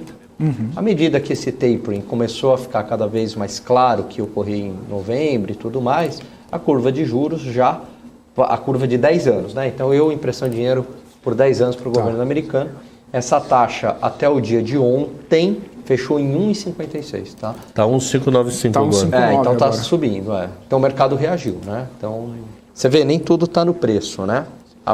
Então, veio a concretização, ok, mas foi para a taxa, né? A taxa de juros, essa T-Note de 10 anos, quando sobe é bom e quando cai é ruim, é isso ou não? Não, significa agora que o mercado para emprestar dinheiro para o governo americano, ele está pedindo mais prêmio, né? Ele está pedindo agora 1,59, né? As condições mais restritas, certo? Lógico que para o Brasil isso é um sonho, né? Imagina emprestar dinheiro para o governo brasileiro por 10 anos a 1,60, né? Agora, o que acontece? Isso... Subindo os juros lá, quais são os efeitos disso, né? Quando sobe a curva de juros americana. Bom, primeiro, se com os juros a 1 já há uma migração dos investimentos para os Estados Unidos, a 1,60 aumenta o prêmio para investir nos Estados Unidos.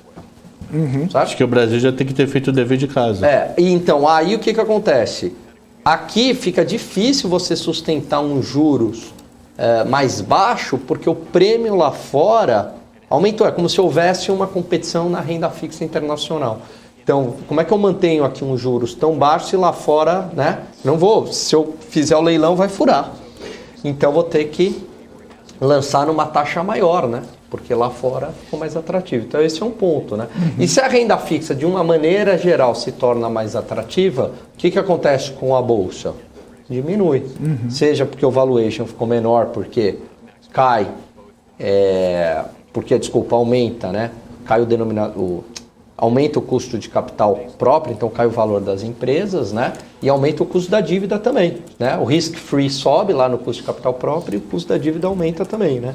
Ambos sobem. Aumenta o custo de capital da empresa, o valor dela cai. E o outro efeito é feito de compra e venda mesmo. Todo mundo começa a buscar renda fixa porque está pagando mais juros. Está pagando mais juros, deixa de procurar renda variável. Então, diminuir a demanda, o preço cai, né?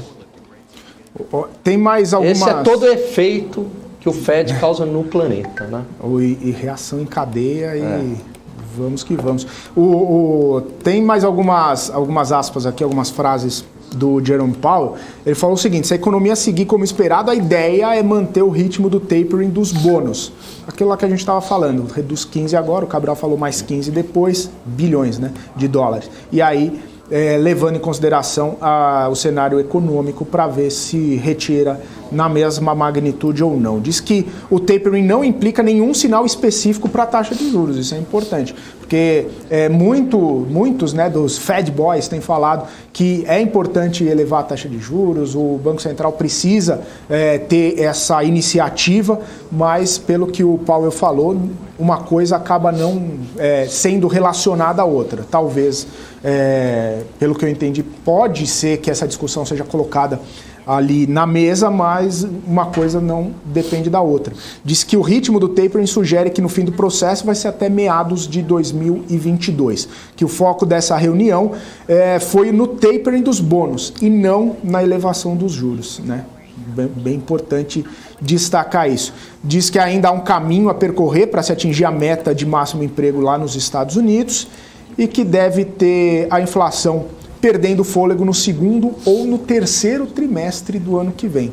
Ele falou que talvez chegue, né, próximo à casa dos 2%, que é a meta, mas arrefecendo mais no segundo ou terceiro trimestre do ano que vem, né? Um cenário ainda um pouco extenso aí, perto do que a gente via de transitoriedade, de ser uma coisa mais... Não, desculpa, Felipe. Pode falar, fica à vontade. Não, desculpa, só... Você ia falar de... Não, eu só ia falar uma última frase aqui do Jerome Powell, que ia falar que nesse ritmo, meta no mercado de trabalho pode ser atingida também no segundo semestre. Ou seja, no segundo semestre a inflação chegaria mais ou menos ali, estaria arrefecendo, e aí a meta do mercado de trabalho também sendo atingida no segundo, terceiro trimestre do ano que vem. Seria um cenário um pouco menos nebuloso aí na economia americana. Legal.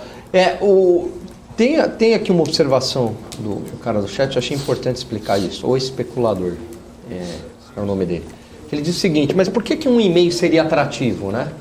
Então, especulador, nós aqui, pobres mortais, nós gostamos, né, de uma rentabilidade mais alta para aumentar o nosso patrimônio. Mas os bilionários do mundo, eles querem manter o patrimônio deles. Têm medo de perder aquele patrimônio, né? Então, eles estão pensando muito em risco. E qual é o ativo mais seguro do planeta? São os títulos da dívida norte-americana.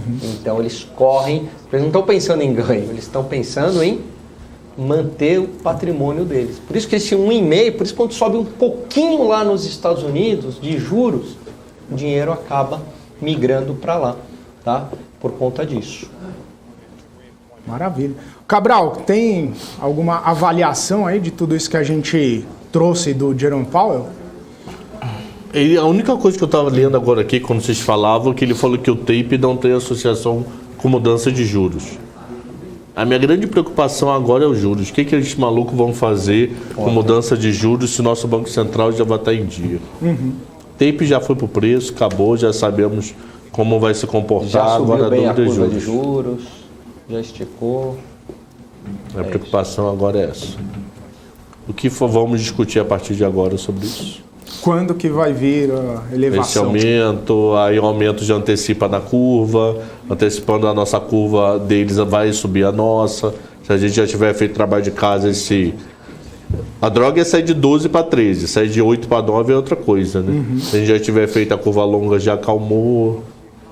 Então, cenas dos próximos capítulos agora aí sobre juros. O nosso DI está caindo de ponta a ponta, né? Nossa curva de juros está fechando de ponta a ponta. Inteira ela. Fechando, lembrando o movimento. Para onde que é, Cabral? Para direita. Para direita? Não, ó, fechando. Não. Esquerda, né? Não é fechando assim? Fecha assim, Fecha ó, assim, ó, essa torneira. Vamos fechar Essa a torneira. isso. Sentido horário. Então, indo para direita. Mas eles são... Vou te falar. Essa Aqui, torneira, meu, a gente vai de carnaval a Torneira. torneira. Aí, de vai. repente... Uma coisa que seria importante a gente repercutir, porque assim, a gente viu aqui essa questão do Fed e também falando um pouquinho sobre a questão do tapering, sobre taxa de juros e tudo mais. E hoje de manhã saiu a ata do Copom, né?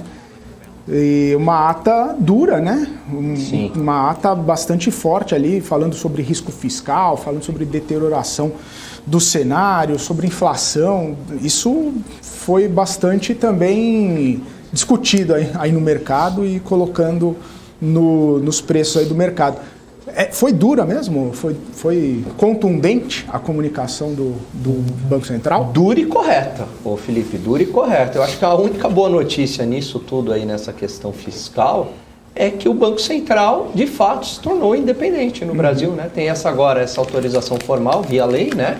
Tem a sua independência, mas age de maneira prática, inclusive ali nas entrelinhas, né? Não diria nem nas entrelinhas, né? Criticando essa questão aí do aumento do Auxílio Brasil, da mudança da regra do teto dos gastos. Lembrando, de novo, a mudança de periodicidade no cálculo do IPCA, né, fazendo, até então junho a julho, falando, não, vamos fazer de janeiro a dezembro para não ficar descasado, não é ruim. A mudança em si não é ruim. Agora, qual que é o problema? O problema é a intenção por trás. Vamos fazer janeiro a dezembro, né? Mas não por conta do descasamento de 6 meses. Vamos fazer de janeiro a dezembro porque a inflação foi maior em 2021. Se a inflação foi maior em 2021, dá para gastar mais, né? Então esse é o ponto. Esse é o ponto. Né? Ô, Daniel Morales. Toma. Novos prolongamentos das políticas fiscais de resposta à pandemia que pressionem a demanda agregada e piorem a trajetória fiscal podem elevar os prêmios de risco do país. Isso implica a maior probabilidade de trajetórias para a inflação acima do projetado de acordo com o cenário básico. Você falou que eu estava atrás da curva, agora se vira com o fiscal aí brincando de mudar a regra. A batata está na tua mão. Pronto. Responderam para o IPG. Está atrás da curva? Então agora a batata é tua. Agora... Vai, corrige o fiscal aí para ver se eu estou atrás da curva ou se o teu fiscal que está zoneado. Toma, Paulo. Para não pegar pesado aqui. Que Paulo? Ou o Paulo, meu vizinho. Vai que eu escuto aí. Mas foi, jogou a batata quente pro outro lado. Ah, estou atrás da curva, o problema é fiscal. Novos prolongamentos das políticas fiscais de resposta à pandemia que pressione a demanda agregada. Isso é auxílio emergencial, povo. É isso. Isso aqui é o Gani falando. Olha o Gani falando. Novos prolongamentos das políticas fiscais de resposta à pandemia que pressione a demanda agregada. Cabral falando, deu rod no auxílio emergencial na curva de juros. Que esse cara tem que ir pro BC. Por isso que eu falar Cabral BC, eu ia mandar escrever, deu rod na ata. O Cabral. Deu rod na ata. Então foi isso, maluco. O cara jogou o filho pro outro problema, agora o filho é teu. Ô Cabral, traduz o parágrafo 12 também da Putz, eu só peguei o... Não, eu tenho aqui. Você tem aí, Morales? Tem. Lê aí, parágrafo 12, não. O Copom reitera que o processo de reformas e ajustes necessários na economia brasileira é essencial para o crescimento sustentável da economia esmorecimento no esforço de reformas estruturais e alterações de caráter permanente no processo de ajuste das contas públicas podem elevar a taxa de juros estrutural da economia. Então, Paulo Guedes, para de inventar gracinha no fiscal e Lira, leva os gordinhos pro rodízio para passar tudo no Congresso. Resumidamente é isso. Senão esse juros vai explodir. Senão vai dar rode na curva de juros, mano. O juro sobe por duas razões. Primeiro, porque auxílio na veia, então isso é demanda. Se é demanda, é pressão nos preços, inflação. E aí juros sobe, por isso que o Banco Central não aumentou em 1, aumentou em 1,5, já preocupado com a inflação. Segundo, aumento de prêmio de risco. Se aumenta o prêmio de risco para emprestar dinheiro para o governo, essa dívida se tornou mais cara. Quem é que vai pagar essa dívida no final das contas? A própria sociedade. Tá? Então esse é o ponto. Fora que os juros também têm um efeito sobre a atividade econômica perverso, né? Porque investimento se torna mais caro, o consumo se torna mais caro. É tudo ruim. Ou seja, tava ruim, parece que piorou, né? Não tava bom, mas eu acho que deu uma piorada. Não tava ruim, tava meio ruim, tava bom, agora parece que piorou. O pessoal falando, o Copom tem um belo vocabulário, né? É que nem advogado, né? Advogado faz lei para outro advogado, que tem tanta vírgula que você não entende nada depois de lei. Depois de lei você não entende nada até embaixo. É isso aí. Então é complicado. Tem mais coisa do Fed aí, hein? Só responder uma pergunta aqui, foi interessante. Que a gente fala bastante sobre as coisas e vai falando e talvez não presta muita atenção. Mas o Adilson falou, desculpa a minha ignorância, o que é o tapering? Né? O tapering é a retirada dos estímulos à economia americana. Inclusive eu estava pesquisando para o nosso programa hoje, Gani, o tapering, essa expressão foi cunhada lá em 2013, né, com a retirada dos estímulos, depois daquela crise do subprime que teve que injetar dinheiro na economia americana, e esse processo aí acabou... inclusive a gente vai falar sobre isso também, sobre a diferença conjuntural do cenário, né, de 2013 para agora, porque que em 2013 foi um Deus nos acuda quando teve o tapering, aqui pelo menos para o Brasil, e nesse ano talvez não tenha tanto impacto assim. Mas o tapering é isso, o Banco Central americano compra 120 bilhões de dólares todos os meses de títulos para estimular a economia. Então ele vai fazer um processo gradual de retirada desses estímulos. Adilson, esse ele fala o famoso seguinte, Tesouro, vende título. Aí o Tesouro vende título. Aí você, JP, compra. Aí o Fed chega lá, opa, me dá esse título aqui e toma grana. Então brinca de rouba-monte. Rouba-monte. Porque o Tesouro emite o título, aí você fala, opa, me dá de volta. Não deixa de ser. É um rouba-monte. E a bolsa tá subindo, hein? Depois desse perde-ganha, tá subindo 0,3%. E a curva de juros fechando pesado, maluco. Mas sabe o que é interessante? Ponta longa, então, meu Deus. Então, será que estão antecipando o quê? Questão dos precatórios? Pode até ser. Eric DK, cadê você? Eu vim aqui só pra te ver. E pobre 11. Vamos ver pobre 11 nessa palhaçada. Mas o interessante é que é o seguinte, a bolsa tá nessa vontade hercúlea para poder subir aqui, fazendo uma força tremenda, porque Vale também está caindo 7,5% hoje, né? Vale caindo 7,5%, R$ 66,90. Pô, sem Vale 66. O pessoal falava em quanto? 170. Caramba, e eu semana passada falei, 71 eu compro o Vale. 3,09 sobe pobre 11. Você fica... Vale que ia ser 170, tá em 66. E a pobre 11 aqui...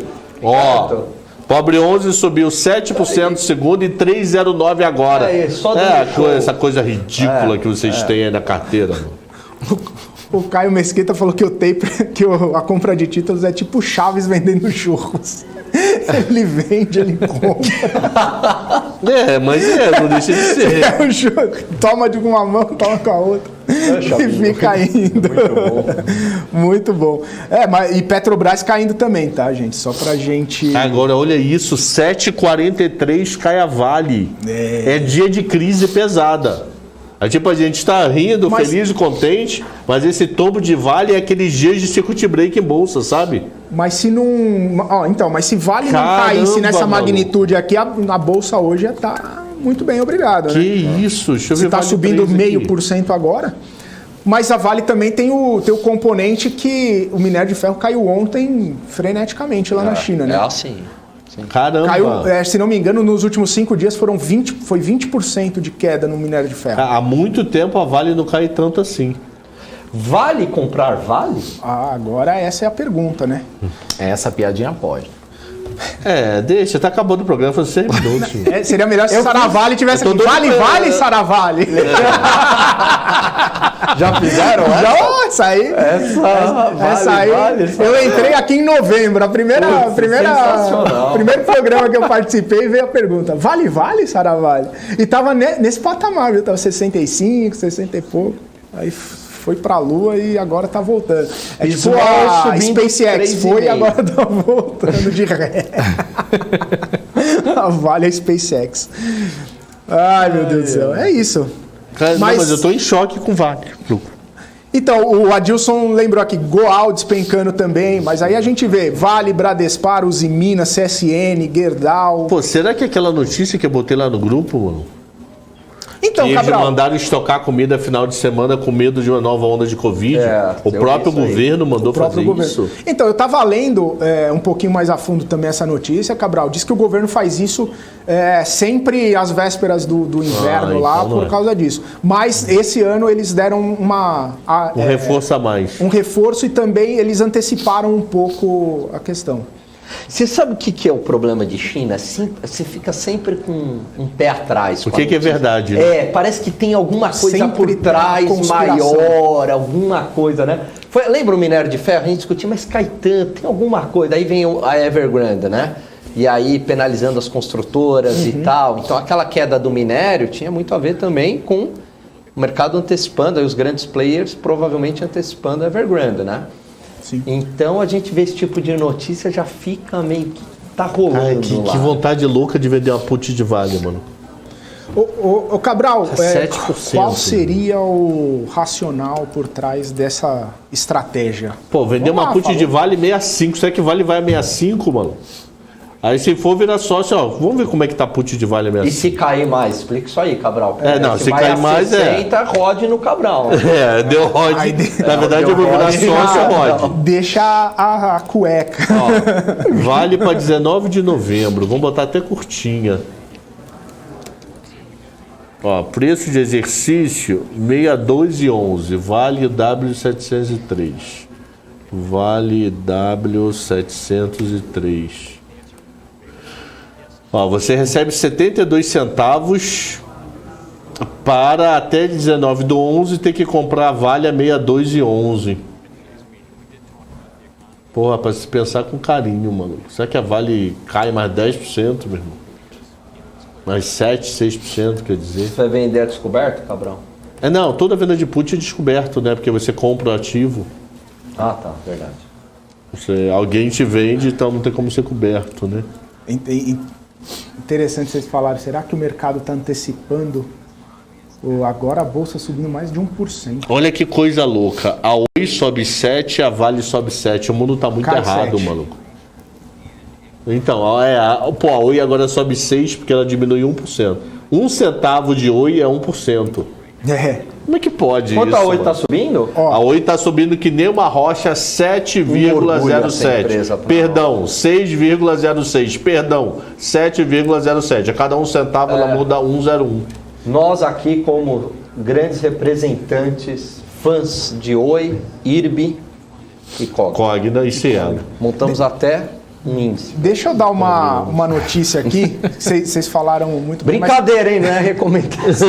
Isso é só Você até pode, você tem CNPI, não tem? Tenho, mas tem comprometimentos e depois que você dá a recomendação. Depois eu não posso mais comprar. Mas ele não pode falar nada. Porra, você vai querer comprar hoje. Mas vamos lá, foco. O presidente da Câmara, Tolina, convocou... Deixa eu falar uma coisa aqui para vocês. Ó, Grupo Soma agora subindo 11,55. Saiu uma notícia exclusiva aqui no Valor que a Arezzo tem intenção de comprar o Grupo Soma. A gente lembra que a Arezzo queria comprar a Hering, aí a Hering não vendeu, aí o Grupo Soma comprou a Hering e agora a Arezzo falou, quer saber? Vou atrás do Grupo Soma. E aí o Grupo Soma agora subindo 11,55%. Essa é uma notícia importante aí para o mercado, tá? Só para a gente... E e Arezzo? Eu acho Arezzo do caramba. Arezzo subindo 6% agora. Eu acho Arezzo do caramba, bem gerida, focada em mercado, se adaptou bem à Covid. Eu acho a estrutura dela do Conselho de Administração muito boa. Fez uns M&As bons. Até minhas filhas sabem que a gente tem Arezzo, que ela passa... Ih, pai, a loja tá cheia, é bom, né? É sério. Tipo, como é que eu já falei aqui, como é que eu conto ações pra ela? Tá vendendo uma de sapato. Aí esse final de semana a gente passou em frente a uma Arezzo lá no Rio. Pai, a loja tá cheia da Arezzo, hein? Aí eu falei, vai pedir um sorvete, alguma coisa. Quer ver? Não, até que não pediu nada. Aí seguiu a vida, se distraiu e seguiu. Ficou mais contente com a Arezzo do que com o sorvete. Não, porque já aconteceu uma vez. Tá ganhando dinheiro. Eu vou poder comprar sorvete se ela der dinheiro?